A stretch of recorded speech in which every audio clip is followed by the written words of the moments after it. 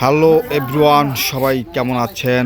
তো গাইস, আপনারা দেখতে পাচ্ছেন আজকে আমাদের বাড়িতে একটি মধুর বাসা পড়েছে। তো তাই দেখেন, যারা মধু সংগ্রহ করে তারা আজকে আমাদের বাসা থেকে সেই মধুর বাসাটা আজকে কাটবে। তো এই জন্যে তারা দেখেন কি করতেছে, তারা হাতে একটা কি জানি নিচ্ছে, এগুলো আমি জানি না। তো এইগুলো এখন এটাকে আগুন ধরাবে, তারপরে এটা নিয়ে সম্ভবত সেই মধুর বাসার উপরে উঠবে। তো গাইস, আপনারা ধৈর্য সহকারে ভিডিওটি দেখতে থাকুন। তো আপনারা দেখতে পাচ্ছেন অলরেডি কিন্তু আগুন ধরিয়ে দিয়েছে। মূলত এটার থেকে যে ধোঁয়াটা বের হবে, এই ধোঁয়াটার মাধ্যমেই যে মধু পোকগুলো আছে সেগুলোকে উড়িয়ে দিয়ে তারপরে মধুটি কাটা হবে, মধুর চাকটি কাটা হবে। তো আপনারা দেখতে পাচ্ছেন মানে প্রচুর পরিমাণে কিন্তু আগুন ধরে গেছে, আর প্রচুর পরিমাণে কিন্তু ধোঁয়াও বের হচ্ছে। তো আপনারা দেখতে পাচ্ছেন গাইস, প্রচুর পরিমাণে কিন্তু ধোঁয়া দেওয়া হচ্ছে নিচ থেকে উপরে। তো আপনারা দেখতে পাচ্ছেন অলরেডি কিন্তু যে মধু পোকগুলো আছে সেগুলো উঠতে শুরু করে দিয়েছে। এই দেখুন, ওইটা ধুমারিটা নিয়ে উপরে উঠতেছে। তো মধুর চাকের বাসার উপরে ধোঁয়া দেওয়ার চেষ্টা করতেছে। তো আমি আপনাদেরকে জুম করে একটু দেখানোর চেষ্টা করতেছি, আপনারা দেখতে পাচ্ছেন। তো আমি যে নিচে দাঁড়ানো, এখানে কিন্তু এখন দাঁড়ানোটা অসম্ভব হয়ে যাবে, কারণ প্রচুর পরিমাণে মধুপোকগুলো এখন উঠতেছে। তো আমার ভয়ই করতেছে যে আমার শরীরে না কামড় মারে, কামড় দিলে কিন্তু আমি শেষ, হয়তো ব্যথা ও জ্বালা যন্ত্রণা হবে। তাই আমি এখান থেকে একটু দূরে সরে যাব এখন গাইস। তো আমি যতটুকু সম্ভব আপনাদেরকে দেখাচ্ছি মধুটা কিভাবে কাটবে, মধুর চাকটাকে। আর দেখেন প্রচুর প্রচুর পরিমাণে মধু পোক উঠতেছে, এখানে প্রচুর পরিমাণে শব্দ হচ্ছে।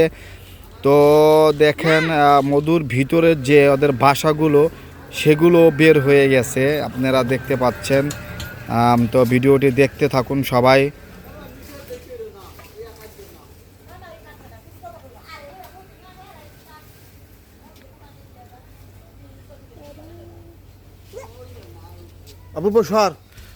আমি এখন যেখানটায় দাঁড়িয়ে আছি গাইস, কি বলবো, মানে এত পরিমাণে শব্দ আর এত পরিমাণে মধু পোকগুলো উঠতেছে, আমার খুব ভয় করতেছে যে যদি একটা কামড় খায় তাহলে কি হবে। তো এরকমভাবে আমি কখনো ভিডিও করি নাই, একেবারে কাছ থেকে শুধু আপনাদের দেখানোর জন্যই কিন্তু আমি এই ভিডিওটা আজকে করতেছি, অনেক রিস্ক নিয়ে। দেখেন দেখেন কি পরিমাণে, মানে শেষ পর্যন্ত আমি এখানে থাকতেই পারলাম না, এখান থেকে আমার বাইরে চলে আসতে হলো। এখন দূর থেকে জুম করে আপনাদের দেখানোর চেষ্টা করতেছি। আর ওই যে আপনারা দেখতে পাচ্ছেন যে সাদা একটি চাক, মূলত এটি হচ্ছে সেই মধুর চাক। যতটুকু পর্যন্ত চাকটুক দেখতে পাচ্ছেন ততটুকুই মধু ওইখানে আছে। তো কাটার পরে আমরা নিচে যখন নামাবে তখনই আমরা এটা দেখতে পারবো যে এখানে কতটুক পরিমাণে মধু হয়েছে। তো দেখেন, আমি কিন্তু আপনাদেরকে জুম করে দেখাচ্ছি গাইস, আসলে ধারা যাওয়া পসিবল না, তাই দূর থেকে আমি আপনাদের জুম করে দেখাচ্ছি।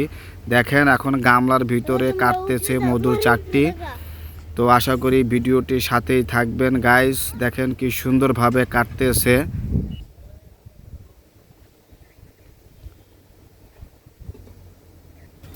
তো গাইস, মধু কাটা শেষ, মধুর যে চাকটা ছিল আপনাদেরকে একটু আগে আমি দেখিয়েছি, সেই চাকটি কাটা হয়ে গেছে। তাই দেখেন গামলার ভিতরে করে কিন্তু যারা মধু সংগ্রহ করে তারা দেখেন মধুর চাকটি নিয়ে নিচে নামতেছে। তো আপনাদেরকে একটু পরে আমি দেখাবো যে কি পরিমাণে এখানে মধু তারা সংগ্রহ করলো, কতটুকু হবে, আমি একটু পরেই আপনাদেরকে দেখাবো। দেখেন খুব রিল্যাক্সে কিন্তু সেই মধু নিয়ে নামতেছে। তো একটু পরেই আমি আপনাদেরকে দেখাবো সেই মধুর চাকটুক, কারণ একেবারে দেশি পিওর খাঁটি মধু, কারণ এর উপরে আর মধু আমার মনে হয় আর হয় না।